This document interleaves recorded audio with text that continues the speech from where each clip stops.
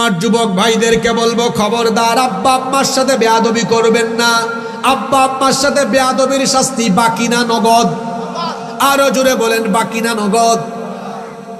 আমার বয়স তো খুব একটা বেশি নাই, 30 মাত্র, কিন্তু কম বয়সে আল্লাহ আপনাদের সামনে যেহেতু কথা বলান, এজন্য সম্ভবত আল্লাহ ইচ্ছা করেই দুনিয়ার কিছু জিনিস আমাদেরকে দেখাইছেন যাতে আপনাদেরকে বলতে পারি। আল্লাহ হয়তো দেখাইছেন আপনাদেরকে বলার জন্য। নিজের চোখে দেখেছি আব্বা আম্মার সাথে বেয়াদবি করা সন্তানগুলো ভিক্ষা করে খায়। নিজের চোখে আল্লাহ দেখিয়েছেন আব্বা আম্মার সাথে বেয়াদবি করা সন্তানগুলো ঠিক মতো খাইতে পারে না, বউ বাচ্চা নিয়ে চলতে পারে না, লানতের জীবন পেয়েছি। আর আব্বা আম্মাকে খেদমত করেছে এমন সন্তান না খায়া মরে নাই, মরবেও। কারণ বরকত আছে পিতামাতার খেদমতে, বরকত আছে পিতামাতার। আচ্ছা, এখানে আবিয়াইত্যা, ওরা তো মিসকিন, ওরা তো জানেও না, ওই জীবনে প্রবেশও করে নাই, অভিজ্ঞতাই নাই। যারা বিবাহিত আপনারা বলেন তো, যাদের বাচ্চা কাচ্চা আছে 6 মাস 8 মাস 1-2 বছর বয়স, বাচ্চা কাচ্চা রাতে যখন কান্না করে, তখন আপনারা কি রাগ করেন না উঠে ঘুম পাড়ান? জোরে বলেন। তা আপনার কি মনে পড়ে না, আপনিও যখন ছোট ছিলেন এইভাবে করে আপনার বাবা মা আপনাকে ঘুম পাড়িয়েছেন? আজকে আপনার বাবা বয়স্ক মানুষ, মা বুড়ি মানুষ। মানুষ যখন বয়স হয়ে যায়, বয়স হওয়ার পরে তার শরীরে নানাবিধ রোগবালাই দেখা দেয়। হতে পারে আজ আপনার বাবা মা বার্ধক্যের কারণে শরীরের বিভিন্ন জায়গায় সমস্যা দেখা যায়। বাত হয়েছে, পায়ের মধ্যে বাতের ব্যথা, মেরুদণ্ডে ব্যথা, কোমরে ব্যথা, রাতের বেলা ঘুমাতে পারে না, মাথা ব্যথা। অনেক বুড়া মানুষ রাতের বেলা ঘুমাতে পারে না। কেমন সন্তান আপনি আমাকে বলেন? আপনি রাতের বেলা ঘুমায় যান, আপনার বাবা মা জেগে থাকে। একটু বাবার রুমে যান, মায়ের রুমে যান, গিয়ে বাবাকে বলেন আব্বা, গিয়ে মাকে বলেন আম্মা, আমি আপনার মাথাটা টিপে আপনাকে ঘুম পাড়ায় দেই, আপনার পায়ে বাতের ব্যথা, পাটা টিপে দেই, হাতটা টিপে দেই। মা বাবা এমনি না করবে, কিন্তু আপনি থাকেন বলেন। আপনিও তো ছোটবেলায় আমাকে ঘুম পাড়াতেন, তারপরে আপনি ঘুমাতেন। এখন আপনি দুর্বলকালে চলে এসেছেন, আগে আমি আপনাকে ঘুম পাড়াবো, তারপরে আমি ঘুমাবো। আব্বার মাথায় আম্মার মাথায় হাত বুলায়া, হাত পা টিপে দিয়ে ঘুম পাড়ায়া দেখেন। মা বাপ ঘুমানোর সময় আল্লাহর কাছে ফরিয়াদ করবে, আল্লাহ আমার সন্তানটা আমাকে এত শান্তি দিয়েছে, শান্তির ঘুম পাড়ায়া দিয়েছে, তুমিও আমার সন্তানকে দুনিয়া আখিরাতে সুখ শান্তি দিয়ে ভরপুর করে দাও। সুবহানাল্লাহ। শুধু সুবহানাল্লাহ বললে চলবে না, বাবা মাকে ভাবে রাতের বেলা ঘুম পাড়াবেন, ঘুম পাড়ায় দেখবেন দোয়া হাসিল করতে পারবেন। ছোটবেলা আপনার বাবা মা আপনাকে কত কিছু কিনে দিত। বাজার থেকে যাওয়ার সময় আপনার বাবার জন্য আপনি কমলা কিনে নিয়ে যান, আনার কিনে নিয়ে যান। বাবার রুমে, মায়ের রুমে ঢুকে নিজে এগুলো ছোলাইয়া নিজের হাতে মুখে তুলে খাওয়ায় দেন। বাবা মা যদি খুশি হয়, একবার শুধু মুচকি হাসি মারে, আল্লাহর আরশ আপনার উপর খুশি হয়ে যাবে। পিতা মাতার খেদমতে দুনিয়া আখিরাতে সফলতা আছে। আর পিতামাতার সাথে বেয়াদবি করলে এই নাফরমান দুনিয়াতে শাস্তি পাবে, বাকি না নগদ? মিলায় নিবেন কথাগুলো। এই বুড়ি চোখে দেখবেন যারা আব্বা আম্মার সাথে বেয়াদবি করেছে, একটাও শান্তিতে নাই, শান্তি হবেও না, এরা লানতের জীবন পাবে বলে গেলাম আমি। তাহলে 2 নাম্বার পাপ, পিতামাতাকে কষ্ট দিলে শাস্তি নগদ না বাকি? এই যুবক ছেলেরা হাসিও না, কথা শোনো। বাসায় গিয়ে আব্বা আম্মার পা ধরে মাফ চায় না। আব্বা আম্মার দোয়া যারা পেয়েছে দুনিয়াতে এরা সফল হয়েছে। আমার বাবা আমার মা হলেন আমার পীর, আমার সবচেয়ে বড় ওলি। কারণ আমার বাবা মায়ের দোয়া ডিরেক্ট আল্লাহর দরবারে কবুল হয়। আল্লাহু আকবার। এটা আমার কথা না, রাসূল বলেছেন 3 জনের দোয়া ডাইরেক্ট কবুল। কয়জনের? 1 নাম্বার মুসাফির, 2 নাম্বার মজলুম, 3 নাম্বার আব্বা আম্মা সন্তানের জন্য দোয়া করলে এই দোয়া আল্লাহ ফিরাইয়া দেন না। সুবহানাল্লাহ কইতে ইচ্ছে করে না? তাহলে যাদের আব্বা আম্মা জীবিত আছে তাদের ঘরে ওলি আছে না নাই? কথা বলেন, ওলি আছে না নাই? নিজের আব্বা আম্মাকে অনেকে মশারি কিনে দেয় না, রাতের বেলা মশা কামড়ায়, তার কোথাকার কোন পীর বাপকে নিয়ে মাজারের মধ্যে মশারি টানায় নেয়। আপনার আবার ভাবিয়েন না এই হুজুর কি পিরাউলিয়া বিরোধী নাকি? আপনি পিরাউলিয়া কারে শিখান? আমার বাড়ি কোথায় জানেন? বাংলাদেশের সবচেয়ে বেশি পিরাউলিয়া এসেছেন আপনাদের কুমিল্লায় না আমার সিলেটে। 360 জন ওলিয়া উলিয়া নিয়ে আমরা বসে আছি। আমার বাসার পাশেই বাবা শাহজালাল রহমতুল্লাহ আলাইহির মাজার শরীফ। আপনি আমাকে পিরাউলিয়া শিখান? পিরাউলিয়ার বিরোধী আমরা নয়, বরং পীর আউলিয়ার লেবাস ধরে যারা ভণ্ডামি করে মানুষের ঈমান আকীদাকে লুট করে, তাদের সাথে মুসলমানের কোনো সম্পর্ক নাই। আমার দেশে এইরকম বহু আজে বাজে মাজার আছে না? আপনি নাম শুনলেই আপনার চক্ষু কপালে উঠবে। খেতাশা, মুদাইশা, গেদাশা, ল্যাংটাশা, ডাইল চাউল মিয়া, আছে না এরকম? বদনাশা, চট্টগ্রামে গেলে দেখবেন। হায় রে হায়, আমি মাহফিলে যাচ্ছি কুষ্টিয়াতে, রাজবাড়ি দিয়ে যাচ্ছি, দেখি বিরাট বড় এক গেট লিখা জামাই পাগল বাবার দরবার শরীফ। আপনারা গুগল শরীফে সার্চ দিয়েন, দেখবেন পাবেন। আমি এটা ছবি তুলে ফেসবুকে দিয়েছি, দিয়ে আমি ক্যাপশন লিখলাম, আমি তো রাজবাড়িতে জামাই পাগল বাবার দরবার পাইছি, বাংলাদেশে কোথাও কি বউ পাগল আছে নাকি? এটা আমি জানতে চেয়ে লিখলাম আর কি। আরে বাপরে বাপ, 5 মিনিট যায় নাই, মুন্সিগঞ্জের গজারিয়া থেকে এক ভাই কমেন্ট করছে, হুজুর আছে তো, আমার বাড়ি মুন্সিগঞ্জের গজারিয়া, এখানে আছে বউ মস্তান শাহ রহমতুল্লাহ। চিন্তা করছেন, জামাই পাগলও আছে, বউ পাগলও।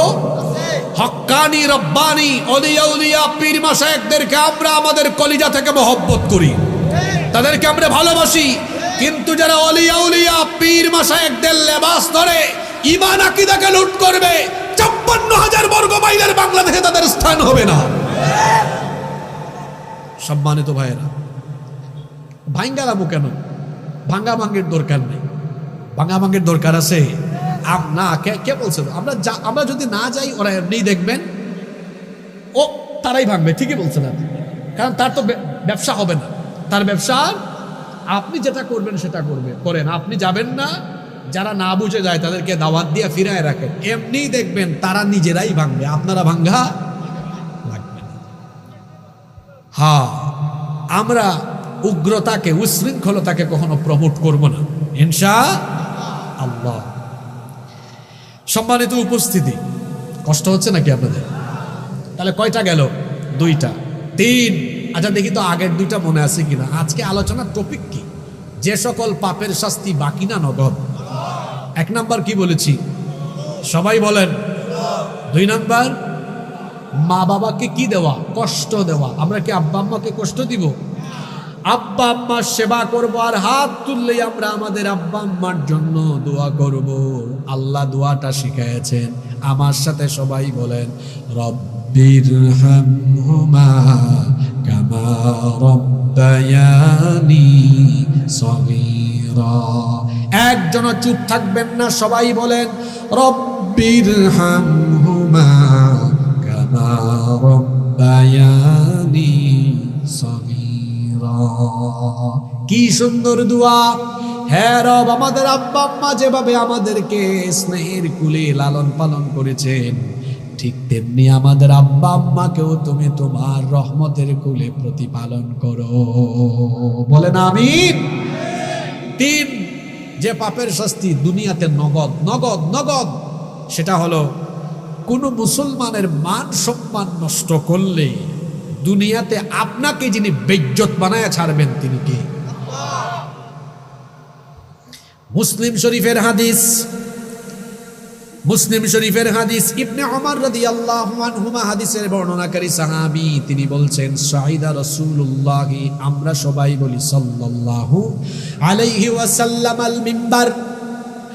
রাসূল করিম সাল্লাল্লাহু আলাইহি ওয়াসাল্লাম একদিন মিম্বরে আরোহণ করলেন, ফানাদা বিসাউতির রাফি', তারপরে গলার আওয়াজকে বড় করে আল্লাহর নবী বক্তৃতা করলেন। নবীজি বললেন, ইয়া মা'শারা মান ক্বাদ আসলামা বিলিসানিহি, হে ওই সকল লোকেরা যারা মুখ দিয়ে ঈমানের ঘোষণা দিয়েছো, ওয়ালাম ইউফদিল ঈমানু ইলা কলবি, এখনো যাদের কলবে, হৃদয়ের মধ্যে ঈমান বদ্ধমিল হয়নি, তাদেরকে বলছি শোনো, লা তু'দুল মুসলিমিন, মুসলমানদেরকে কষ্ট দিও না, ওয়ালা তুআইরুহুম, কোন মুসলমানকে লজ্জা শরম দিও না, ওয়ালা তাত্তাবিউ আওরাতিহিম, কোন মুসলমানের গোপন বিষয় তালাশ করো না, ছিদ্রান্বেষণ করো না। আমাদের সমাজে এমন বহু মানুষ আছে দেখবেন, শুধু হাটে আর মানুষের গোপন গোপন বিষয় তালাশ করে মানুষের দোষ ত্রুটি খুঁজে বেড়ায় আর বলে বেড়ায়, এমন মানুষ আছে না নাই? আল্লাহর নবী নিষেধ করেছেন এটা করো না, কারো ছিদ্রান্বেষণ করো না, এই অভ্যাসটা বড় খারাপ। আল্লাহর নবী বলেছেন এটা যারা করবে, ফাইন্নাহু মান তাত্তাবা আওরাতা আখিহিল মুসলিমি তাত্তাবা আল্লাহু আওরাতাহু ومن تتبع الله عورته يفضح ولو في جوف رحله আল্লাহ নবী বলেছেন যে ব্যক্তি তার মুসলমান ভাইয়ের দোষ ত্রুটি অনুসন্ধানে লিপ্ত হয়ে যাবে আল্লাহ ওই ব্যক্তির দোষ ত্রুটিকে মানুষের সামনে ফাঁস করে দিবেন আর আল্লাহ যখন কোনো ব্যক্তির দোষ ত্রুটি মানুষের সামনে প্রকাশ করে দিবেন ওই লোক যদি উটের হাওদের ভেতরে গিয়ে লুকায় তাকে বেইজ্জত করে ছাড়বেন কে আল্লাহ আরো জোরে বলেন কে আল্লাহ আপনাদের মনোযোগ আছে আজকে কিন্তু বিষয়টা বড় দারুণ আসমানের নিচে আর জমিনের উপর যা ঘটে এগুলোই বলা হচ্ছে মনোযোগ থাকতে হবে মনোযোগ আছে আল্লাহর নবী কি বলছেন যে ব্যক্তি কোনো মুসলমানের মান সম্মান নষ্ট করবে ওই ব্যক্তিকে দুনিয়াতে বেইজ্জত করার দায়িত্ব যিনি নিজে নেবেন জোরে বলেন তিনি কে তো আল্লাহ যদি কাউকে বেইজ্জত করার দায়িত্ব নেন ওই ব্যক্তির কি আর সম্মান থাকবে নাকি এই জন্য আপনারা বাংলাদেশে দেখেন যারা আলেম উলামাদেরকে বেইজ্জত করতেছে বাংলাদেশে আজ তাদের কোনো ইজ্জত নাই জোরে বলেন আছে ইজ্জত নাই আমার দেশে ভাতের হোটেলের এক মালিক ছিল না জানেন নাকি আপনারা ওই যুবকরা একটু মজা করে তারে হাউন আঙ্কেল ডাকে আচ্ছা এই বেটা করেছে কি আমার দিকে তাকান খেয়াল করেন ওই যে কওমি অঙ্গলের একজন ছোট হুজুর আছেন না নাম কি মাওলানা রফিকুল ইসলাম মাদানী উনি বলেছেন যে তিনি জেলে থাকা অবস্থায় একবার তাকে বের করে হাতির ঝিলে নিয়ে জানেন না আপনারা দুই দিকে রাস্তা বন্ধ করে তারপরে অর্ধনগ্ন অসভ্য এক মহিলাকে এনে তার পাশে রেখে ছবি তুলতেছে তিনি বললেন আমি একজন আলেম মানুষ আপনারা এই কাজটা কেন করছেন তারা বলতেছে এটা হারুন স্যারের নির্দেশ কোন স্যারের হারুন স্যার আচ্ছা কি রিমান্ডে আমরা যা বলবো স্বীকার করতে হবে যদি স্বীকার না করেন তাহলে এই যে ছবি তুললাম এটা ফাঁস করে দিব এটা একজন মানুষকে ব্ল্যাকমেইল করা মাওলানা রফিকুল ইসলাম মাদানী বলছেন আমি সেদিন চোখের পানি ছাড়লাম আর আল্লাহকে বললাম আল্লাহ তুমি সাক্ষী থাকো মজলুমের চোখের পানি জালিমের জন্য অভিশাপ জোরে বলেন কি এই যে হারুন শুধু মাওলানা রফিকুল ইসলাম মাদানী নয় আরো বহু আলেমদের ইজ্জত নিয়ে টানাটানি করেছে রসুল তো বলেছেন তুমি কারো ইজ্জত নষ্ট করবে আল্লাহ তোমারে বেইজ্জত মানাবে এখন এই হারুনকে কি আল্লাহ ছেড়ে দিয়েছেন নাকি এটা ভদ্র সমাজ এখানে আমার বাবার বয়সী আমার চাচার বয়সী আমার দাদার বয়সী অনেক মানুষ আছেন যুবক ভাইরাও আছেন এত সিনিয়র জুনিয়রদের সামনে আমি তো এই ভদ্র সমাজে কোনো এমন কোনো কথা বা এমন কোনো শব্দ চয়ন করতে পারবো না যেটা অসুন্দর হয় অশুভন হয় এই হারুনকে আল্লাহ কেমন বেইজ্জত বানাইছেন এটা যুবকরা এখন ভালো করে জানে কিরে যুবকরা জানেন কিনা হয়েছে অনেকে আঙ্গুলও দেখে আঙ্গুল দেখেন এটা অসুন্দর অশুভন আমরা শুধু হালকা ইঙ্গিত দিলাম আমি জাস্ট ইশারা দিয়ে আপনাদেরকে বুঝাতে চাইছি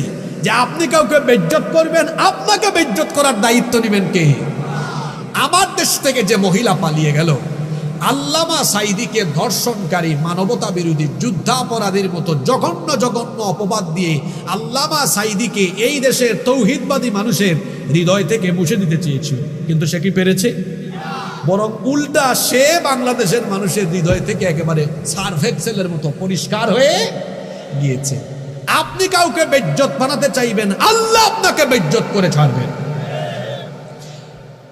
আর যদি আপনি এই স্বভাব আপনার থেকে রিমুভ করেন ডিলিট করে দিয়ে আপনি যদি এই গুণে গুণান্বিত হতে পারেন কারো ভুল ত্রুটি দেখবেন একাকী তাকে শুধরে দিবেন একাকী তাকে সংশোধন করে দিবেন এক মুমিন হলো আরেক মুমিনের আয়না জুড়ে বলেন এক মুমিন আরেক মুমিনের কি কারো কোনো ভুল দেখেছেন জনসম্মুখে না বলে একাকী তাকে আপনি সংশোধনী দেন ভাই এই জিনিসটা মনে হয় এইরকম সুন্দর করে তাকে বুঝায় দেন সে যদি বুদ্ধিমান হয় বুঝবে এই লোকটা আমার কল্যাণকামী নইলে সে আমার ভুলটা দেখেছে না বললেও তো পারত বলেছে আমাকে সংশোধন করে দিয়েছে একাকী বলবেন মানুষের সামনে বেইজ্জত করবেন না যদি কোনো মুসলমানের দুস্তুটি দেখে গোপন রাখেন তাহলে এটার ফায়দা কি হবে শুনেন আল্লাহর নবী বলেছেন লা ইয়াসতুরু আবদুন আবদান ফিদ দুনিয়া ইল্লা সাতারাহুল্লাহু ইয়াওমাল কিয়ামাহ আল্লাহর নবী বলেছেন বলেছেন, যে ব্যক্তি তার মুসলমান ভাইয়ের দোষ ত্রুটি গোপন রাখবে, কিয়ামতের দিন আল্লাহ ওই ব্যক্তির দোষ ত্রুটি গোপন রেখে আল্লাহ তাকে জান্নাত দিয়ে দিবে। আল্লাহ বলবেন, চান্দসারের তুমি এদিকে আসো, তুমি তো মানুষের দোষ ত্রুটি গোপন রাখতা, আজকে তোমার হাতে থাকা আমল নামায়ও তোমার অনেক ভুল ত্রুটি গুনাহ আছে, আজকে আমি এগুলা দেখবো না, আমিও গোপন রাখবো, দৌড়াও আমার জান্নাতে চলে যাও। সুবহানাল্লাহ। তাহলে মানুষের ভুল ত্রুটি আমরা বলে বেড়াবো না গোপন রাখবো? জোরে বলেন ইনশাআল্লাহ। নাম্বার 4, মনোযোগ আছে? 4 নাম্বার, যে পাপের শাস্তি বাকি না নগদ। আজকে ওয়াজ সব বাকি না নগদ? নগদ।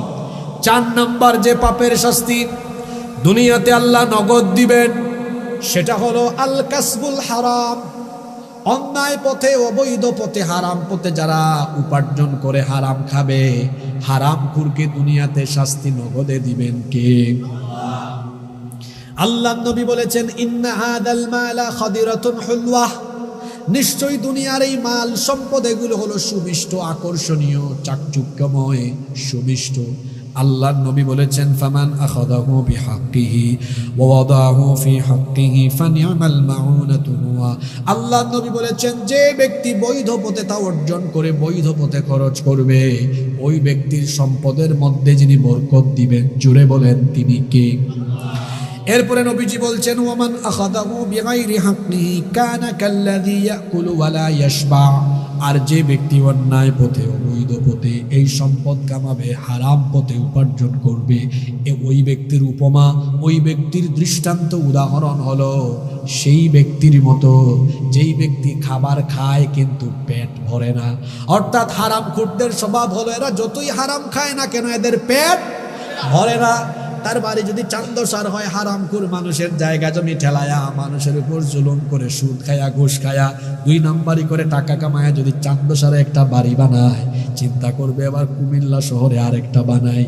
কুমিল্লায় বানানোর পরেও তার হারাম খাওয়া কমায় না, হারাম খাওয়া আরো বাড়ায়। চিন্তা করে ঢাকায় আরেকটা বানায়, ঢাকায় বানানোর পরে হারাম খাওয়া আরো বাড়ায়। কারণ তখন টেনশন এত বাড়ে, আমি আমার গ্রামে, আমার জেলা শহরে, উপজেলা শহরে, রাজধানী শহর সব জায়গায় যে হারে মানুষের উপর জুলুম করে অন্যায়ভাবে টাকা উপার্জন করেছি, কোনো সময় যদি পাবলিক আমারে ধরে দেশ ছেড়ে পালাতে হবে, এই জন্য বিদেশেও একটা সেকেন্ড হোম বানানো দরকার। তখন কানাডায়, ইংল্যান্ডে, আমেরিকায় সেকেন্ড হোম বানায়, বানানোর পরেও এই হারাম করে পেট ভরে না, আরো বেশি হারাম খায়। আসলে এই হারামখোরদের পেট কখনো ভরবে না। প্রাচুর্যের নেশা যার মাথায় ঢুকেছে, এদের পেট ভরবে না। পেট ভরবে তখন কবরে যাবে যখন। এজন্য আল্লাহ বলেছেন, আল্লাহ কুহুম তাকাসুরু হাত্তা যুরতুমুল মাকাবির। প্রাচুর্যের নেশায় যারা মত্ত হয়ে গিয়েছে, এই অবস্থায় এরা কবর পর্যন্ত পৌঁছাবে, এদের পেট ভরবে না। আল্লাহ নবীও বলেছেন, ওয়ালাইয়ামলা ফাহু ইল্লা তুরাব, কবরের 3.5 হাত মাটি ছাড়া এদের পেট দুনিয়ার কোনো কিছু দিয়ে ভরবে না। 3 হাত মাটি তাকে গিলবে যখন, এই হারামখোরের পেট ভরবে। চুরি করে, অন্যায়ভাবে দুর্নীতি করে, চুরি করে সম্পদ কামায়। আর আমার দেশে তো চোর হলো 2 জাত। জোরে বলেন কয় জাত? একটা অভাবের আর একটা স্বভাবের। এক লোকের ঘরে কোনো খাবার দাবার নাই, যাইতেছে চান্দসার দিয়ে, রাস্তার ধারে দেখছে ফুলকপির ক্ষেত, আলু ক্ষেত, ডানে বামে দেখছে কেউ নাই, নেমে কিছু ফুলকপি আর আলু লুঙ্গির চিপার ভিতরে ঢুকাইয়া মারছে। এটা অভাবের না স্বভাবের চোর? আরেক বেটা ঢাকায় বড় অফিসে চাকরি করে, বড় দায়িত্ব, সরকার তাকে বেতন দেয়, ভাতা দেয়, গাড়ি বাড়ি দিয়েছে। এরপরেও লোকটা তার কাছে কোনো ফাইল নিয়ে গেলে টেবিলের চিপা দিয়ে হাত ঢোকায়, কয় কিছু দেয়া যাবে। টাকা না দিলে কাজ হয় না। কলমের খোঁচায় চুরি ডাকাতি দুর্নীতি করে চেয়ারম্যান, এমপি, মন্ত্রী হয়েছে, সরকার বেতন দেয়, ভাতা দেয়, গাড়ি বাড়ি দেয়, তাও জনগণের মাল চুরি করে খায়। এই বেটা চুরি করে কেন? এটা অভাবের না স্বভাবের? জোরে বলেন, অভাবের না স্বভাবের? আমার দেশে অভাবের চোর বেশি না স্বভাবের চোর বেশি? সুতরাং এই বাংলাদেশকে পরিবর্তন করতে হলে রাষ্ট্রের সকল গুরুত্বপূর্ণ চেয়ারে থাকা স্বভাবের চোরদেরকে ওই চেয়ার থেকে সরায়া কুরআনওয়ালা লোকদেরকে সেই চেয়ারে বসাতে পারলেই বাংলাদেশের পরিবর্তন হবে, নইলে পরিবর্তন সম্ভব। আপনারা কি সেই চেয়ারে কোরআনওয়ালাদেরকে দেখতে চান কি চান না? এত আস্তে বললেন, চান কি চান না? কারা কারা চান না একটু হাত তুলেন দেখি। হায় রে হায়, বেহুশ হলে চলবে না। আমরা এই বাংলাদেশকে কোরআনওয়ালাদের বাংলাদেশ হিসাবে কারা কারা দেখতে চাই? দুহাত তুলে আল্লাহকে দেখাও।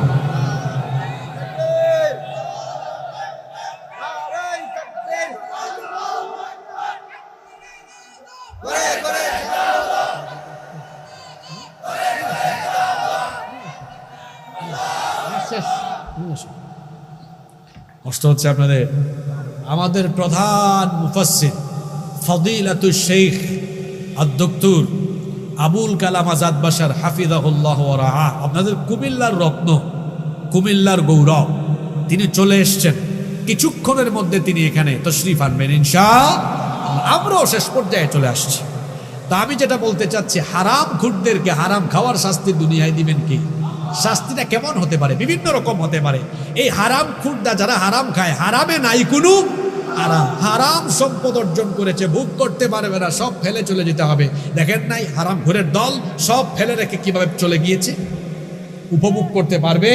বড় বড় রূপবালাই হবে, এমন এমন রূপ, আহারে মুখে রুচিও নাই। রিক্সাওয়ালা সারাদিন পেডেল মারে, রিক্সা চালায়া পেডেল ঘোরাইয়া রিক্সা চালাইয়া ইনকাম করে, মুখে যে রুচি, এক গামলা এক বোল ভাত আলু ভর্তা ডাল দিয়ে শেষ করে ফেলে। আর হারামখোর, হারামখোর ও ভাত খাওয়ার আগে ইনসুলিন কয়, খাবার আগে 13টা ট্যাবলেট আনো, খাইতে বসছে কই রুচি নাই। এই হারামখোর, তোর মুখে রুচি থাকবে কেমনে?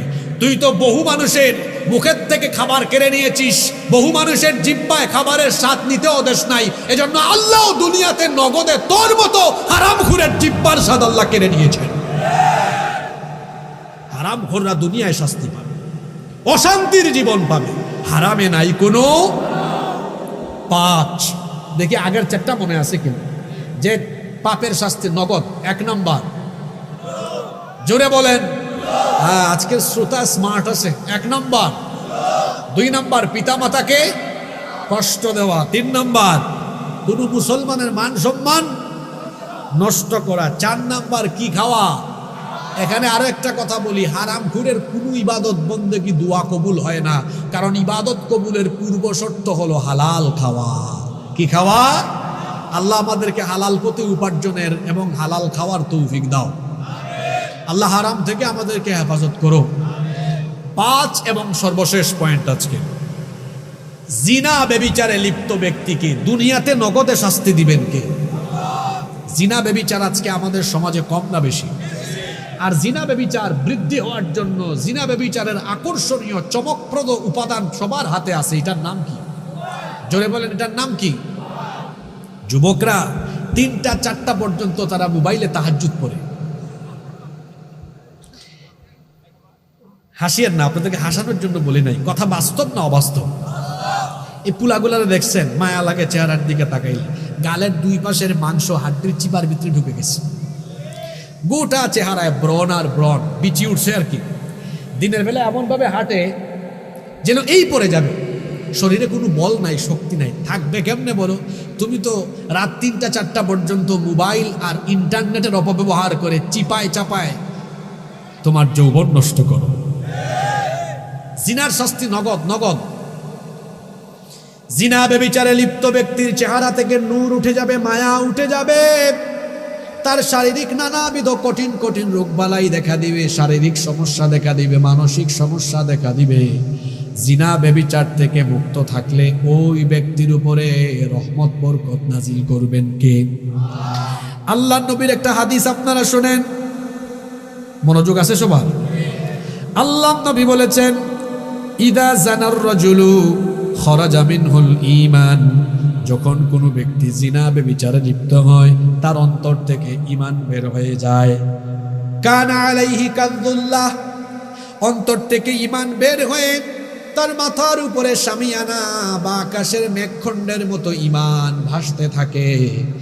আল্লাহর নবী বলেছেন, ফাইদান কাতা রাজা ইলাইহিল ঈমান, অতঃপর যখন এই ব্যক্তি তওবা করে জিনা ব্যভিচার থেকে ফিরে আসে, দয়া করে তার ঈমানকে আবার ভেতরে ঢুকায়া দেন কে? এই হাদিস আপনাকে আমাকে কি বার্তা দিল? যে ব্যক্তি জিনা ব্যভিচারে লিপ্ত হবে, জিনা ব্যভিচারে লিপ্ত থাকা ব্যক্তির অন্তরের মধ্যে ঈমান থাকে না, ঈমান বের হয়ে যায়। এখন আপনারা সবাই মহব্বতে আওয়াজ দিয়ে বলেন তো, জিনা বেবিচারে লিপ্ত থাকলে যদি ঈমান অন্তর থেকে বের হয়ে যায়, যার অন্তরে ঈমান থাকে না সেটা ঈমানদার না বেঈমান? আরো জোরে বলেন, ঈমানদার না বেঈমান? এখন আমার যুবক ভাইদের দৃষ্টি আকর্ষণ করছি, যুবক ভাইরা খেয়াল করে শোনেন। এই যে রাতের বেলা আপনি মোবাইলে আপনার গার্লফ্রেন্ডের সাথে করেন চ্যাটিং, আর দিনের বেলা করেন ডেটিং।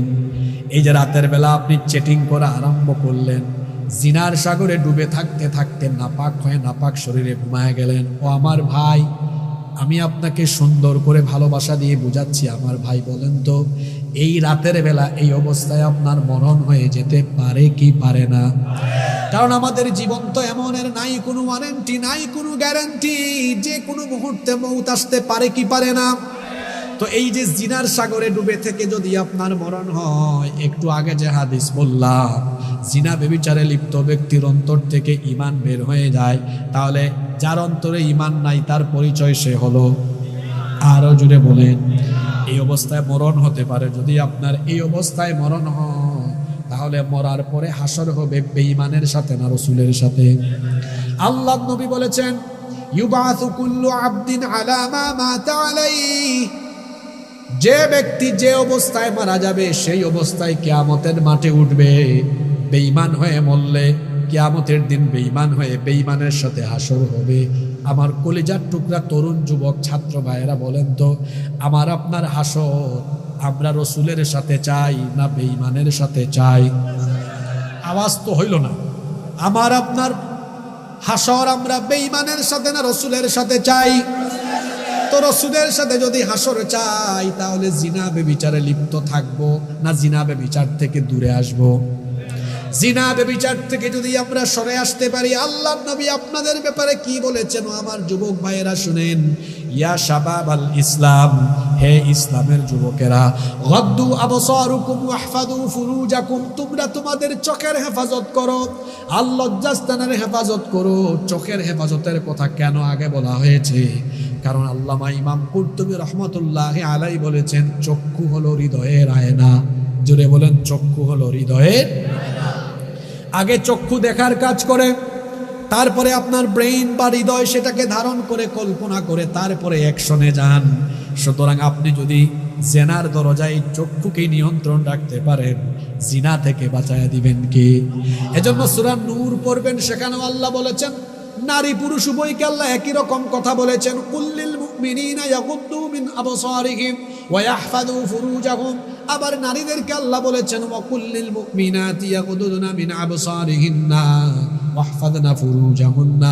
আল্লাহর নবী বলেছেন, নবী মুমিন পুরুষদেরকে বলেন তারা যেন তাদের চক্ষুকে পরনারী থেকে নিম্নগামী করে রাখে। আবার মুমিনা নারীদেরকে বলেন তারাও যেন তাদের চক্ষুকে পরপুরুষ থেকে নিম্নগামী করে রাখে। নারী পুরুষ উভয়কে চোখের হেফাজতের হুকুম দিয়েছেন কে? আসতে বলবেন না, জোরে বলেন কে? চোখের হেফাজত যদি করতে পারেন, ও আমার যুবক ভাইয়েরা, জিনা বেবিচার থেকে নিজেকে সেভ করতে পারবেন।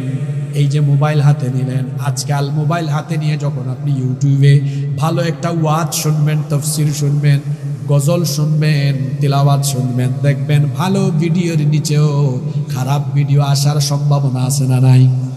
আসা মাত্রই আপনি আপনার চক্ষুকে হেফাজত করে ফেলবেন। আল্লাহ নবী আলী রাদিয়াল্লাহু আনহুকে বললেন, লা তুতবি'ন নাযরাতান নাযরা, লা তুতবি'ন নাযরাতান নাযরা, দৃষ্টির পর আর দৃষ্টি দিও না। ফা ইন্না লাকাল উলা ওয়া লাইসাত লাহাল আখিরা, কারণ ভুলবশত যে দৃষ্টি প্রথমে যায় এটা তোমার, পরবর্তীতে যে দৃষ্টিটা যায় এটা তোমার নয়, এটা শয়তানের। জোরে বলেন, পরবর্তী দৃষ্টিটা কার? মোবাইল হাতে নিয়েছেন, ইউটিউবে ঢুকেছেন, শুনতেছেন ওয়াজ, নিচে দিয়ে চলে আসছে আজে বাজে ভিডিও। এই যে আপনি মনের অজান্তে তাকিয়েছেন, এতে কোনো গুনাহ হবে না। কিন্তু এরপরে যদি বলেন দেখি তো জিনিসটা কি, আবার তাকালেন, মনে রাখবেন পরবর্তী দৃষ্টিটা আপনার নয়, পরবর্তী দৃষ্টিটা কার? আরো জোরে বলেন কার? সাথে সাথে এটা মিনিমাইজ করে দিবেন, দেখবেন না। কারণ ইয়ালামু খাইনাতাল আ'য়ুনি ওয়া মা তুখফিস সুদূর, চোখের খেয়ানতের খবর দুনিয়ার কেউ না জানলেও জানেন কে? আল্লাহর ভয়ে আপনি তখন আপনার চক্ষুকে হেফাজত করে ফেলবেন। আল্লাহর রাসূল বলেছেন, যে যুবক তার চরিত্রকে হেফাজত করবে আদমানুলাহুল জান্নাহ, কিয়ামতের দিন ওই যুবকের জন্য আল্লাহর নবী নিজেই জান্নাতের জিম্মাদার হয়ে যাবে। যুবক ভাইয়েরা, আমরা বেঈমানের সাথে থাকতে চাই না কিয়ামতের দিন রাসূলের সাথে হাসর চাই? তাহলে আসুন নিজেদের চরিত্রকে হেফাজত করে বিবাহ বহির্ভূত হারাম রিলেশন থেকে নিজেদেরকে আমরা বাঁচায় রাখি। যে 5টা গুনাহের কথা বললাম, এই 5টা গুনাহে লিপ্ত ব্যক্তিকে দুনিয়াতে নগদে শাস্তি দিবেন কে? আল্লাহ। এই 5টি অপরাধ থেকে এবং যাবতীয় সকল গুনাহ থেকে আমাদেরকে হেফাজত থাকার তৌফিক দান করেন, আমরা সবাই বলি আমিন। এমন কিছু সেনসিটিভ গুনাহ আছে, এমন কিছু মারাত্মক পর্যায়ের গুনাহ আছে, এই গুনাহগুলোর শাস্তি আল্লাহ তাআলা পরকালে দেওয়ার আগে, পরকালে তো দিবেনই, কিন্তু কিছু কিছু গুনাহ এমন আছে এই গুনাহগুলোর শাস্তি আল্লাহ তাআলা নগদে দুনিয়াতে দেওয়া আরম্ভ করেন। এই রকম কিছু গুনাহ, এই রকম কিছু পাপ সম্পর্কে আজকে আমরা কথা বলবো, যেই গুনাহ বা পাপের শাস্তি আল্লাহ দেওয়া আরম্ভ করবেন কোথায়? জোরে বলেন, কোথায়? দুনিয়ায়। এই রকমের 5টি জঘন্য গুনাহ সম্পর্কে আজকে আমরা কোরআন সুন্নাহর আলোকে কথা বলবো ইনশাআল্লাহ। যদি আমাদের কারোর সাথে কোনো একটা বিষয় মিলে যায়, কমন পড়ে যায়, আমরা আজকে এখান থেকে তওবা করে উঠব, কারণ আমাদের গুনাহের পরিমাণ যত বেশি, আমার আল্লাহর দয়ার পরিমাণ তার থেকে আরো বহু গুণে বেশি। সুবহানাল্লাহ। এজন্য যদি আমাদের কোনো একটি বিষয়, এজন্য যদি কোনো একটি পয়েন্ট আমাদের সাথে মিলে যায়, আমরা তওবা করব আর হেদায়েতের মানসিকতা নিয়ে এখানে বসবো। জোরে বলি ইনশাআল্লাহ। তাহলে আজকে আমরা যে টপিক নিয়ে কথা বলা শুরু করছি সেটা হলো যে 5টি পাপের শাস্তি নগদ, বাকি না, নগদ একদম দুনিয়ায় আল্লাহ দিবেন। এরকম কয়টা পাপ নিয়ে কথা বলবো? শুরু হয়ে গেছে। আমার কিন্তু ওয়াজে আলোচনায় কোনো ভূমিকা টমিকা নাই, কারণ এমনি সময় চলে যায়। অহেতুক কথা বলে তো সময় নষ্ট করার মতো কোনো সময়ও আমারও নাই, আপনাদেরও নাই। এজন্য আমরা শুরু করে দিলাম। নাম্বার 1, 1 নাম্বার, যে পাপের শাস্তি আল্লাহ দুনিয়াতে দিয়ে আপনাকে মারবেন, এই রকমের একটা গুনাহ হলো জুলুম। জুলুমের শাস্তি আল্লাহ দুনিয়াতে দিবেন। জুলুমের শাস্তি দুনিয়াতে দিবেন কে? আল্লাহ। পরকালে তো আছেই, কিন্তু দুনিয়াতেই জুলুমের শাস্তি না দিয়ে আল্লাহ কোনো জালিমকে দুনিয়া থেকে বিদায় করেন না। জুলুম হলো এমন এক জঘন্য, এমন এক মারাত্মক গুনাহ, যেই গুনাহের শাস্তি রাব্বুল আলামিন জালিমকে দুনিয়াতেই দেন। কার উপরে কে কতটুকু জুলুম করছে কেউ তার খবর ভালো করে না জানলেও জালিমদের জুলুমের খবর যার কাছে আছে, জোরে বলেন তিনি কে? রব্বুল আলামিন কোরআনুল কারীমের 14 নম্বর সূরা, সূরা ইব্রাহিমের 42 নম্বর আয়াতে বলছেন, ওয়ালা তাহসাবান্নাল্লাহু গাফিলান আম্মা ইয়ামালুল যালিমুন ইন্নামা ইউআখিরুহুম লিয়াউমিন তাশখাসু ফীহিল আবসার। আল্লাহ তাআলা বলছেন, জালিমরা যেন এটা ধারণা না করে, জালিমরা যেন এটা মনে না করে যে তাদের জুলুম সম্পর্কে আল্লাহ তাআলা গাফেল, জুলুম সম্পর্কে আল্লাহ বেখবর, এটা যেন তারা ধারণা না করে, বরং প্রত্যেক জালিম কতটুকু জুলুম করছে তাদের জুলুমের খবর যিনি রাখেন, গলার আওয়াজ বড় করে বলেন তিনি কে? জালেমদের জুলুমের ব্যাপারে আল্লাহ জানেন, কিন্তু আল্লাহর একটা সুন্নত হলো, আল্লাহর একটা নিয়ম হলো, তিনি কাউকে জুলুম করার পরে সাথে সাথে শাস্তি দেন না। আল্লাহ যদি পাপের কারণে, জুলুমের কারণে মানুষকে সাথে সাথে শাস্তি দিতেন, এই দুনিয়াতে বেঁচে থাকা মানুষের জন্য কি সম্ভব হতো নাকি? কথা কি বুঝেন? তো বুঝলে একটু জবাব দিন। আল্লাহ যদি মানুষকে তার পাপের কারণে সাথে সাথে শাস্তি দিতেন, বলেন আপনারা একদিন বেঁচে থাকতে পারতেন? একদিন তো বহু লম্বা সময়, 1 ঘন্টা, 1 সেকেন্ড, 1 মিনিট বেঁচে থাকাও সম্ভব। আমার আল্লাহর দয়ার পরিমাণ অনেক বেশি। এজন্য মানুষের জুলুম বা গুনাহের শাস্তি আল্লাহ সাথে সাথে দেন না। আল্লাহ একটু সময় দেন, আল্লাহ সুযোগ দেন, অবকাশ দেন।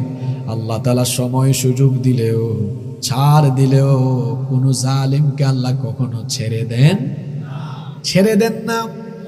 এই জন্য বুখারী এবং মুসলিম শরীফে হাদিস বর্ণিত হয়েছে। এই হাদিসের বর্ণনাকারী সাহাবী হচ্ছেন আবু মুসা আল আশআরী রাদিয়াল্লাহু আনহু।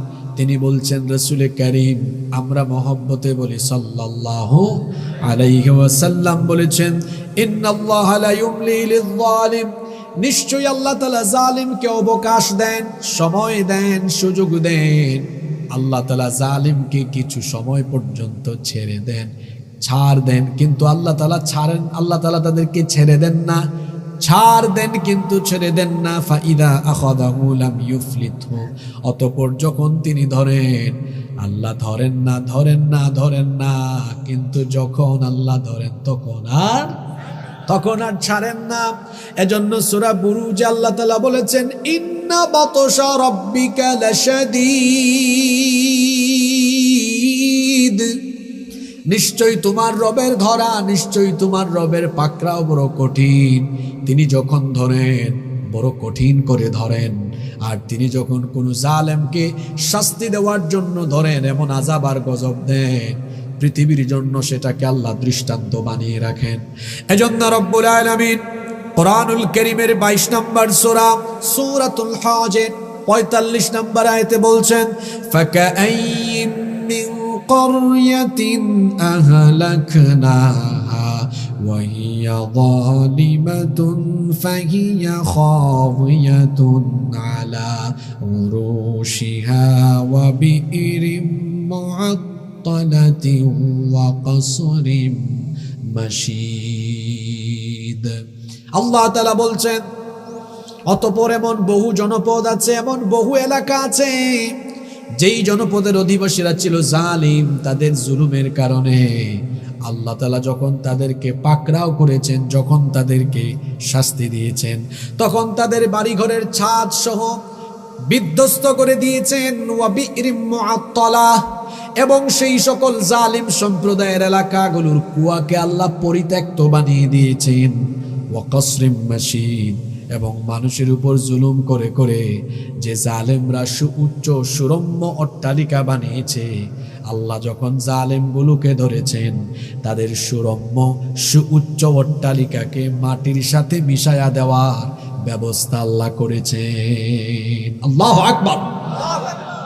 কোরআনুল কারীমের 29 নম্বর সূরা সূরাতুল আনকাবুতের 40 নম্বর আয়াতে আল্লাহ তাআলা আরো চমৎকার করে বলছেন, ফাকুল্লান আখাযনা বিযামবিহি ফামিনহুম মান আরসালনা আলাইহি হাসিবা ওয়া মিনহুম মান আখাযাতহু الصيحة ومنهم من خسفنا به الأرض ومنهم من أغرقنا وما كان الله ليظلمهم ولكن كانوا أنفسهم يظلمون। আল্লাহ তাআলা বলছেন, অতএব প্রত্যেককে আমি তাদের জুলুমের জন্য ধরেছি, পাকড়াও করেছি। সূরা আনকাবুতের এই 40 নম্বর আয়াতে আল্লাহ তাআলা পৃথিবীর 4টি জালেম সম্প্রদায়ের উপরে আসা আল্লাহর আযাব আর গজবের বিবরণ দিয়েছেন।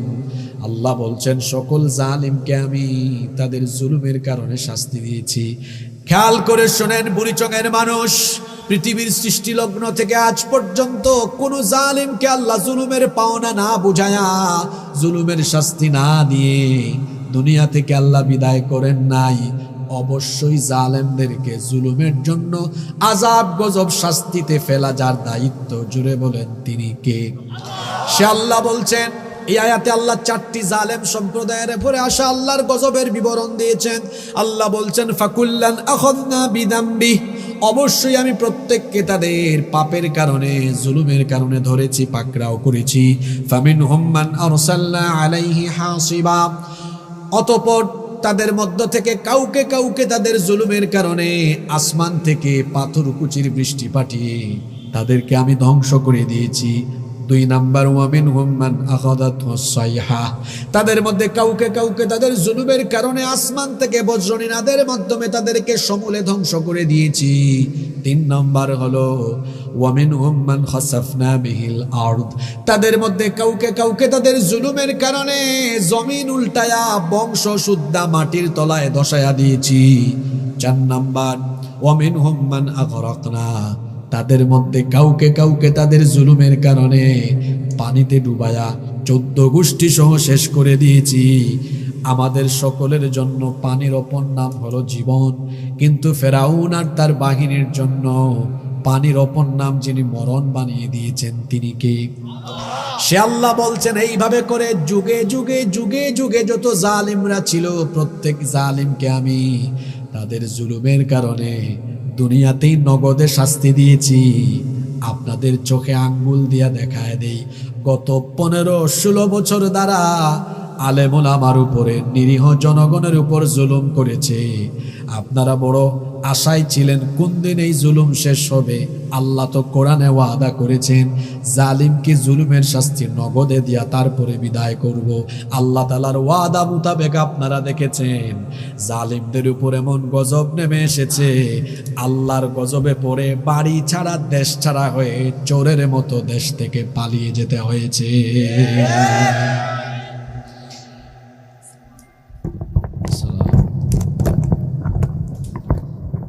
মজলুমের চোখের পানি জালেমের জন্য অভিশাপ হয়ে ফিরে আসে। এজন্য আল্লাহর নবী বলেছেন ইত্তাকু দাওয়াতাল মাজলুম, মজলুমের বদদুয়া থেকে নিজেকে বাঁচাও, মজলুমের বদদুয়া থেকে নিজেকে হেফাজত করো। আল্লাহর নবী বলেছেন ওয়া ইন কানা কাফিরান, যদি কোনো মজলুম সেই ব্যক্তি যদি কাফের হয়, খেয়াল করে শুনেন, মজলুম ব্যক্তি যদি কাফের হয়, আমার দিকে তাকান, ওয়া ইন কানা কাফিরান, যদি কোনো মজলুম কাফের হয়, জোরে বলেন তো কি হয়? হাদিসটা ভালো করে খেয়াল করেন, ওয়া ইন কানা কাফিরান, আর যদি কোনো মুসলিম কাফের হয়, শুনে রাখো বান্দা, ফা ইন্নাহু লাইসা দুনাহা হিজাব, মজলুম আর আল্লাহর মাঝখানে কোনো পর্দা থাকে না।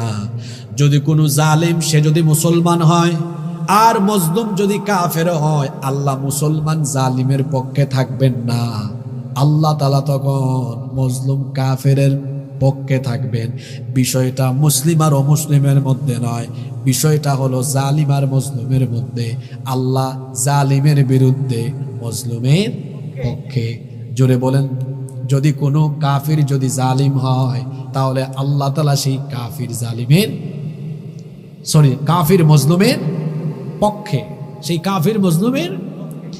এজন্য খবরদার কারো উপর জুলুম করবেন না, কারণ মজলুমের চোখের পানি জালেমের জন্য অভিশাপ হয়ে ফিরে আসে। এই যে আমার দেশে জালিমদের উপরে এমন গজব এসেছে, এমনি এমনি আসে নাই। আরে কত নিরপরাধ মানুষকে অন্ধকার প্রকোষ্ঠে জেলখানায় নিয়ে রাখা হয়েছে, আয়না ঘরে, গুম ঘরে, টর্চার সেলে কত নিরীহ মানুষকে নিয়ে নির্যাতন করা হয়েছে দিনের পর দিন, রাতের পর রাত। সেই মজলুমদের চক্ষু থেকে পানি ঝরেছে, মজলুমদের চোখের সেই পানি আল্লাহর দরবারে পৌঁছেছে। সেই চোখের পানি আল্লাহর তরফ থেকে মজলুমের সেই চোখের পানি জালিমের জন্য অভিশাপ হয়ে যখন বর্ষিত হয়েছে, তখন জালিমের গোষ্ঠী জামাতের সাথে দেশ ছেড়ে চলে যেতে বাধ্য হয়েছে। আপনাদেরকে একটা বিষয় আমি দৃষ্টি আকর্ষণ করে রাখি, পৃথিবীর ইতিহাসে এই রকম পলায়ন পৃথিবীর কোনো দেশে হয় নাই। পলায়ন হইতে হইতে বাইতুল মুকাররমের খতিব পর্যন্ত পালিয়ে গিয়েছে। একেবারে মফস্বল গ্রাম থেকে নিয়ে শুরু করে ঢাকা পর্যন্ত বড় বড় পোস্টে থাকা সবগুলা ব্যক্তি পালাইছে, আপনার বুড়িচং থেকেও পালাইছে। পৃথিবীর ইতিহাসে এই রকম বিপ্লব আর হয় নাই, এই রকম পতন, এই রকম গজব এমনি এমনি আসে নাই। এই জালিমের দল 56,000 বর্গমাইলকে কারবালায় পরিণত করেছে বলে মজলুমের চোখের পানি অভিশাপ হয়ে তাদের উপর এসেছে। জুলুমের শাস্তি বাকি না নগদ? জোরে বলেন, বাকি না নগদ? জুলুমের শাস্তি নগদ। এজন্য খবরদার, কারো উপর জুলুম করা যাবে না। এটা এমন এক গুনাহ। আজকে আলোচনার বিষয় মনে আছে তো? কি মনে আছে? যে 5টি পাপের শাস্তি বাকি না নগদ? ওয়াজও নগদ। ওয়াজও কি নগদই ভালো? কি বলেন আপনারা? যে 5টি পাপের শাস্তি নগদ, বাকি না, এটা দুনিয়াতেই হবে। খবরদার, কারো উপর জুলুম করবেন না। আপনি মানুষকে ঘর বাড়ি ছাড়া করবেন, আপনি ঘর বাড়ি ছাড়া হয়ে যাবেন। ইতিহাস এমন, আপনি যা করবেন তা আপনাকে ফিরায় দিবে। আপনি মানুষকে বাড়িতে ঘুমাতে দেন নাই, ইতিহাস এমন ভাবে ফিরে আসবে আপনিও বাড়িতে থাকতে পারবেন না। জুলুম করা যাবে না। এই জুলুম সমাজের রন্ধ্রে রন্ধ্রে এখন আছে না নাই? আপনারা কি আমার কথা শুনতেছেন? এবার আপনাদেরকে নিয়ে কিছু কথা বলি। জুলুম আজ কিভাবে হচ্ছে দেখেন। সেদিন ফেনীতে এক মাহফিলে গেলাম, এক প্রবাসী ভাই আমার কাছে একটা চিরকুট পাঠিয়েছে। আমাদের প্রবাসী ভাইরা তো অনেক কষ্ট করেন দেশের জন্য। আপনারা তো দেশ থেকে শুধু ফোন করে বলবেন মাস শেষে 20,000 30,000 টাকা পাঠাও। ভাই সেখানে কত কষ্ট করে, দিনরাত পরিশ্রম করে, অন টাইম ডিউটি, আবার ডিউটি থেকে ফিরে এসে আবার নিজে রান্না করে খায়, টাইম মতো ঘুমাতে হয়, কত কষ্টের জীবন। এক প্রবাসী ভাই লিখলেন, হুজুর আমাদের 3 ভাই, তা আমার আব্বা আম্মার অবস্থা এমন, যে বেশি ইনকাম করে তাকে একটু বেশি দেখতে পারে, যে একটু কম ইনকাম করে তারা একটু কম দেখে। আপনি বলেন তো পিতামাতা হিসাবে এটা সন্তানের উপরে ইনসাফ না জুলুম? জোরে বলেন, ইনসাফ না জুলুম? তাহলে বোঝা গেল মা বাবাও সন্তানের উপর জুলুম করে জালিম হতে পারে। জুলুম করা যাবে না। আবার পিতা মাতাও সন্তানে, আবার সন্তানও পিতা মাতাকে কষ্ট দিয়ে পিতা মাতার উপরে জুলুম করতে পারে। বড় ভাই ছোট ভাই বোনদের জায়গা জমি মেরে খেয়ে সেও তার ভাই বোনদের উপর জুলুম করতে পারে। পিতা মাতা ছেলেকে সম্পদ দিয়ে, মেয়েকে সম্পদ না দিয়ে মেয়েকেও সম্পদ থেকে বঞ্চিত করে মেয়ের উপর জুলুম করতে পারে। স্বামী স্ত্রীর হক নষ্ট করে স্ত্রীর উপর জুলুম করতে পারে। স্ত্রী তার স্বামীর হক নষ্ট করে স্বামীর উপর জুলুম করতে পারে। আপনি আপনার প্রতিবেশীর হক নষ্ট করে প্রতিবেশীর উপরও জুলুম করার সুযোগ আছে। আপনি বল খাটায়া, শরীরের শক্তি বা বংশের শক্তি খাটায়া, কিংবা আপনি ক্ষমতা বা আধিপত্যের কারণে আরেকজনের জায়গা জমি দখল করে আপনি তার উপর জুলুম করে বসলেন। এমন ডাকাত আমার সমাজে আছে না নাই? জনগণের দায়িত্ব পেলে তারপরে আপনি জনগণের উপর জুলুম করা আরম্ভ করলেন, রক্ত চোষা আরম্ভ করলেন। মনে রাখবেন, সমাজের প্রত্যেকটি স্তরে যে কোনো পর্যায়ে যে ব্যক্তি জুলুম করবে, জালিমকে তার জুলুমের শাস্তি দুনিয়াতে নগদ যিনি দিবেন তিনি কে? এজন্য আল্লাহ তাআলা বলেছেন, ইয়া ইবাদি, হে আমার গোলামেরা, হে আমার বান্দারা, ইন্নী হারামতু যুলমা আলা নাফসি, নিশ্চয় আমি আমার নিজের উপরে জুলুম হারাম করে দিয়েছি। ওয়াজআলতুহু বাইনাকুম মুহাররামান ফালা তাযালামু, আমি তোমাদের উপরেও জুলুম হারাম করে দিচ্ছি, খবরদার কারো উপর জুলুম করো না। আল্লাহর নবী বলেছেন, উনসুর আখাকা যালিমান আও মাজলুমা। খুব খেয়াল করে হাদিসটা শুনেন। আল্লাহর নবী বলেছেন, উনসুর আখাকা যালিমান আও মাজলুমা, তোমার ভাই জালিম হলেও তাকে সাহায্য করো, মজলুম হলেও তাকে সাহায্য করো। শুনতেছেন কথাটা কি? নবীজি বললেন, জালিম তোমার ভাই, তাকে সাহায্য করো, তোমার ভাই মজলুম হলেও তাকে সাহায্য করো। সাহাবীরা বললেন, নবী গো, আমাদের কোনো মজলুম ভাইকে আমরা সাহায্য করব সেটা না হয় ভালো কথা, কিন্তু আমাদের কোনো ভাই জালিম হলে জালিমকে আবার সাহায্য করব কেমনে? জালিমকে তো সাহায্য করা যায় না। আল্লাহর নবী বললেন, জালিমকে সাহায্য করার অর্থ হলো জালিমের জুলুমের হাতকে ভেঙে চুরে গুড়িয়ে দাও, জালিম যেন জুলুম না করতে পারে সেই ব্যবস্থা করে দাও। এটাই হচ্ছে জালিমকে সাহায্য করা। তার মানে হলো জালিমকে দয়া দেখানো যাবে না, জালিমের জুলুমের হাতকে ভেঙে ছেড়ে চুরমার করে দিতে হবে। জালিমের প্রতি যে দয়া দেখায় সেও জালিম, জালিমের প্রতি যে দয়া দেখায় সে কি? জালিম। জালিম জুলুম করার পরে জালিমের প্রতি দয়া দেখালে পরিস্থিতি ভালো হয় না, পরিস্থিতি আরো খারাপ হতে পারে। কিছুদিন আগে সিরিয়ায় বিপ্লব হয়েছে, জানেন আপনারা? একটা পরিবার পালায়া গেল, তার নাম কি?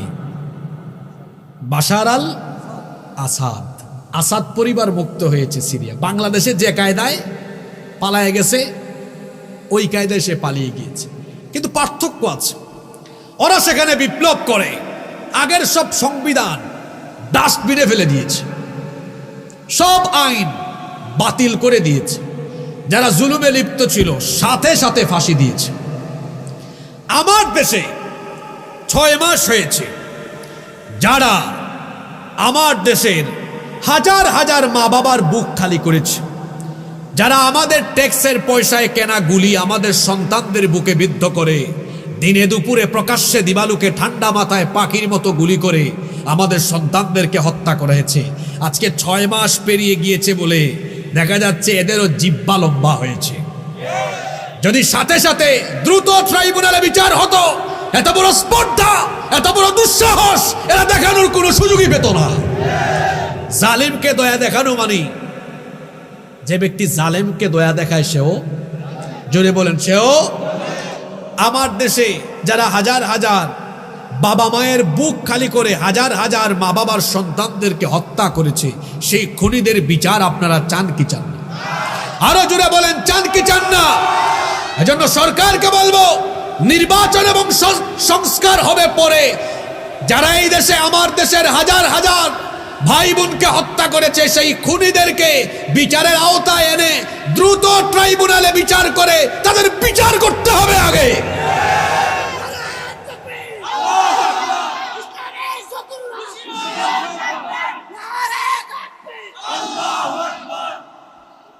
সম্মানিত বুড়িচংবাসী, জুলুম করা যাবে না। জুলুমের শাস্তি বাকি না নগদ? সবাই বলেন, বাকি না নগদ? গেল 1, মনোযোগ আছে আপনাদের? 2, পিতা মাতাকে যারা কষ্ট দেয়, যারা বাবা মাকে আঘাত করে, যারা বাবা মার সাথে বেয়াদবি করে, এই গুনার শাস্তিও, ওই শব্দ পরের শব্দ আমি বলবো না, আপনারা বলেন, এই গুনার শাস্তি কি? সবাই বলেন। পরকালে যেটা বাকি আছে ওইটা হলো বিনা হিসাবে জাহান্নাম। কথাটা কি বললাম? হ্যাঁ, সবাই বলেন, কি বলছি?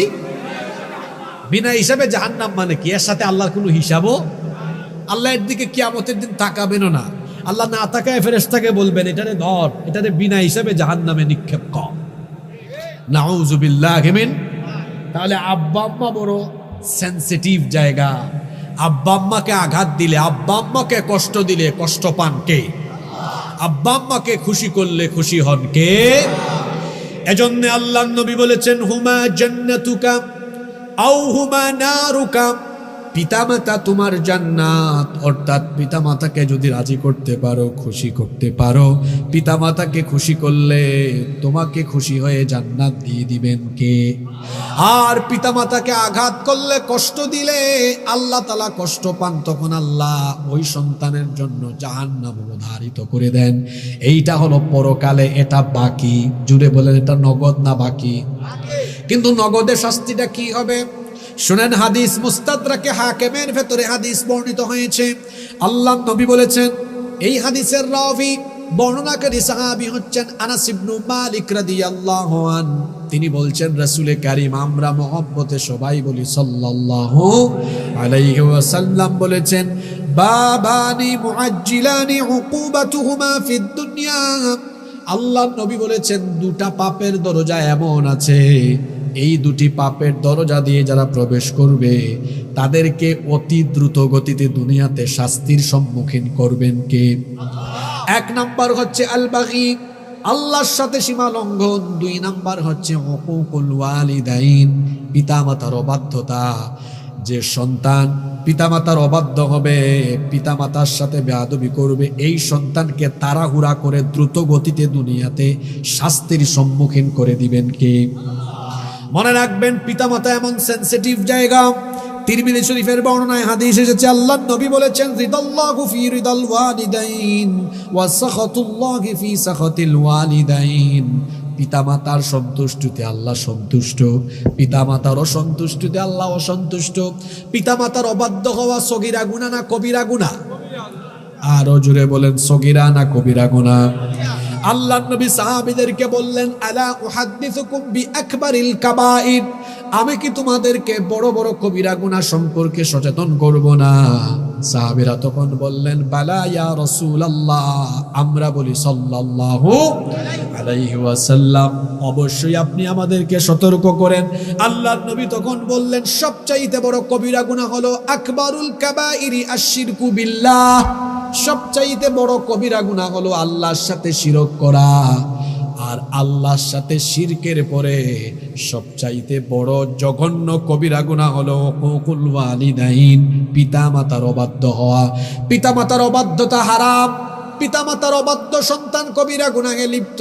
আর যে সন্তান তার পিতামাতার সাথে বেয়াদবি করবে, এই সন্তানকে দুনিয়াতে আযাব, গজব, অশান্তি, বালা মুসিবত, বিপদ আপদ দিয়ে তার গোটা জীবনটাকে যিনি অশান্তিতে ভরপুর করে দিবেন, গলার আওয়াজ বড় করে সবাই বলেন, তিনি কি? সুখ শান্তি দেওয়ার মালিক কে? আবার জীবনটাকে অশান্তিতে ফেলতে পারেন কে? আল্লাহর নবী কি বলছেন শোনেন, মান সাররাহু আইয়ুবসাতা লাহু ফি রিজকিহি আও ইউনসা লাহু ফি আসারিহি ফালইয়াসিল রাহিমাহ ওয়া আ'যামুর রাহিমি আল ওয়ালিদান আকরাবুর রাহিমি আল ওয়ালিদান। বুখারী এবং মুসলিম শরীফের হাদিস। আল্লাহর নবী বলেছেন, যে ব্যক্তি তার রিজিকের মধ্যে, যে ব্যক্তি তার হায়াতের মধ্যে বরকত চায়, তার উচিত হলো তার পিতামাতার খেদমত করা। পিতামাতার খেদমত করলে রিজিকে এবং হায়াতে গোটা জীবনকে যিনি বরকত দিয়ে ভরে দিবেন, তিনি কে? একবার তিন ভাই পারিবারিক বৈঠকে, ঘরোয়া বৈঠকে বসেছে। কয় ভাই? আপনারা শুনতেছেন? তিন ভাই। বড় ভাই ছোট দুই ভাইকে বলতেছে, দেখো মেজো ভাই, ছোট ভাই, আমরা আমাদের আব্বা আম্মাকে চলো ভাগ করে খাওয়াই। আমি 10 দিন, তুমি 10 দিন, মেজো ভাই তুমি 10 দিন, ছোট ভাই তুমি আরো 10 দিন। 3 10 হইল কত? 30। মেজো ভাই বলতেছে বড় ভাইকে, বড় ভাই, আমি আপনার সাথে একমত নই, চলেন আমরা 10 দিন 10 দিন 10 দিন করে ভাগাভাগি না করে, আপনি 1 মাস, আমি 1 মাস, ছোট ভাই 1 মাস, এরকম ভাগাভাগি করি। দুই ভাইয়ের এই কথাবার্তা শুনে ছোট ভাই বলতেছে বড় দুই ভাইকে, বড় ভাই, মেজো ভাই, শোনেন, আমি খুশি হয়ে আপনাদেরকে একটা দাবি আপনাদের কাছে পেশ করি। তো বড় দুই ভাই বলতেছে, করো। ছোট ভাই বলতেছে, আব্বা আম্মাকে ভাগাভাগি করার দরকার নাই, আব্বা আম্মা দুজনকে সারা জীবনের জন্য আমার কাছে দিয়ে দেন, এটা আপনার কাছে দাবি করলাম। তো বড় দুই ভাই বলতেছে, দেখো তুমি আমাদের ছোট, তুমি ছোট ভাই হয়ে দাবি করছো, আমরা বড় ভাইরা তোমার দাবি কি ফালাইতে পারি? যাও তোমার দাবি পূরণ করলাম। এটা কায়দা করে জবাব দিছে আর কি। দেখছে ছোট ভাইয়ের উপর দায়িত্ব দিয়ে দিলে আমরা তো বাঁচলাম, আব্বা আম্মাকে দেখাশোনা করা লাগবে না, চিকিৎসাও করানো লাগবে না, খরচাপাতি কমে যাবে। এই তিন ভাইয়ের কথাবার্তা শুনছে এক চাচা, এক আঙ্কেল। শুনতেছেন তো আপনারা? আচ্ছা, ওই আঙ্কেল গিয়ে, ওই চাচা গিয়ে ছোট ছেলেকে বলতেছেন, ভাতিজা তুমি তো ব্যাককল। তো ছোট ছেলে বলতেছে, চাচা, আঙ্কেল আপনি আমাকে ব্যাককল বললেন কেন? কয়, তোমাকে ব্যাককল বলবো না, তোমরা তিন ভাই যদি ভাগাভাগি করে দায়িত্ব নিতা, তিনজনের খরচ হইতো। তুমি যে একা দায়িত্ব নিলা, এখন তোমার দুই ভাই তো বেঁচে গেল, সেই ভালো, তাদের টাকা পয়সা খরচ কম হবে, আর তোমার উপর দায়িত্ব বেশি আসলো, তোমার তো খরচ বেশি হবে, এজন্য তোমাকে ব্যাককল বললাম, কেন ভাগাভাগি করে দায়িত্ব নিলা না? এই ছেলে বলতেছে, চাচা আপনি তো আমার বাপের বয়সী মানুষ, আপনি রাগ করেন না, আপনিও ব্যাককল, আমার দুই ভাই তারাও ব্যাককল। আপনি অঙ্কে কাঁচা, হিসাব নিকাশে কাঁচা, আমার দুই ভাইও কাঁচা। আমি ওদের মতো নির্বোধ নই, বোকাশোকা নই, আমি বুঝে শুনেই সিদ্ধান্ত নিয়েছি। আমার আব্বা আম্মার দায়িত্ব আমি এজন্য নিয়েছি, আমি যখন ছোট ছিলাম আমার আব্বা আম্মা আমাকে ভাগ করে নাই, আমার বাবা মা আমাকে স্নেহ মমতা ভালোবাসা দিয়ে প্রতিপালন করেছে, এত স্যাক্রিফাইস, এত ত্যাগ আমার বাবা মাথার ঘাম পায়ে ফেলে পয়সা উপার্জন করে আমাকে খাইয়েছে, লালন পালন করিয়েছে, ঢাকায় পাঠায় আমাকে পড়াশোনা করেছে।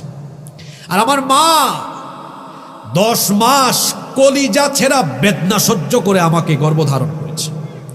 তারপরে আমার মা রাতের পর রাত জেগে থেকেছে আমার জন্য। আমি অসুস্থ হলে আমার সেবা করেছে। আমার এই মা মাংসের গোশতের মাছের সবচেয়ে ভালো টুকরাটা আমাকে খাওয়াইছে। আমি ঢাকায় থাকি, আমার বাবা যাওয়ার সময় মেসের 5-6 হাজার টাকা দেয়, একদম হিসাব করে দেয় যত টাকা লাগবে তত টাকা। কিন্তু মা আমার চেহারার দিকে তাকায়া বুঝে যে একটু 200-400-1000 টাকা বাড়তি দিলে নাস্তা খাইতে পারবে। এই জন্য আমি বাড়ি আসার আগেই আমার মা হাঁস মুরগের ডিম বিক্রি করে, লাউ কদু বিক্রি করে কিছু কিছু টাকা জমায়ে রাখে। আমি যাওয়ার দিন তার আঁচল থেকে বের করে ওই টাকাটা আমার হাতে দিয়েছে। এরকম কষ্ট করে করে আমার বাবা মা আমাকে লালন পালন করেছে। আমি কি আজ আমার বাবা মাকে ভাগ করবো নাকি? চাচা শোনেন, আমি আমার বাবা মা দুইজনকে এজন্য আমার দায়িত্বে নিলাম। আমি যদি তাদেরকে খাওয়াই, চিকিৎসা করাই, খেদমত করি, তারা যদি আমার উপর সন্তুষ্ট হন, আমার আল্লাহ আমার উপর সন্তুষ্ট হবেন। আর আল্লাহ যদি সন্তুষ্ট হন, আল্লাহর দেওয়া সম্পদ যে আমি আমার আব্বা আম্মার জন্য খরচ করি, এটা আর কমবে না। কারণ দুনিয়ার সম্পদ আল্লাহ আমার পায়ের তলায় ফালাইয়া দিবেন। খালি সুবহানাল্লাহ পড়ে গেলে এখান থেকে চলবে না, কথা বুঝতে হবে। তাহলে আব্বা আম্মাকে ভাগাভাগি করা এটা কি ব্যাককলের কাজ না বুদ্ধিমানের কাজ? আর পিতামাতার খেদমত করা, পিতামাতাকে সন্তুষ্ট করা, তারা অসুস্থ হলে চিকিৎসা করানো, তাদের সেবা করা, এটা কি বুদ্ধিমানের কাজ না ব্যাককলের কাজ? আপনারা কি ব্যাককল হবেন না বুদ্ধিমান হবেন? বুদ্ধিমান হইলে কিছুদিন পর পর অমুক তমুককে গিয়া বলেন কেন? 60 দিন আগে বিয়ে করছে, কই হুজুর আমার আব্বা আম্মা আমার বউর উপর জুলুম করে। ব্যাককল নাফরমান ছেলে। তোমার আব্বা আম্মা যদি কাফির হয়, আল্লাহ বলেছেন ওয়াসাহিবহুমা ফিদ দুনিয়া মারুফা, দুনিয়ায় তাদের সাথে সদাচরণ করতে হবে। হুকুম কার? আল্লাহ। এক সাহাবী এসে বলছেন আমার আব্বা আম্মা কাফের, আমি কি করব? রাসূল বলছেন বাড়ি যাও, কাফের হলেও তাদের খেদমত করো। সুবহানাল্লাহ। আরেক সাহাবী এসে বলছেন আমাকে যুদ্ধের অনুমতি দেন, জিহাদে যাব। রাসূল বলেছেন তোমার কি মা আছে? সাহাবী বলেন আছে। রাসূল বলেন আমার সাথে যাওয়ার দরকার নাই, বাড়ি গিয়ে তোমার মায়ের খেদমত করো, তোমার মায়ের পায়ের তলায় তোমার জান্নাত রয়েছে। আব্বা আম্মা এখনো যাদের জীবিত আছে, তাদের বাড়িতে তাদের জন্য এখনো জান্নাত আছে। সুবহানাল্লাহ। এজন্য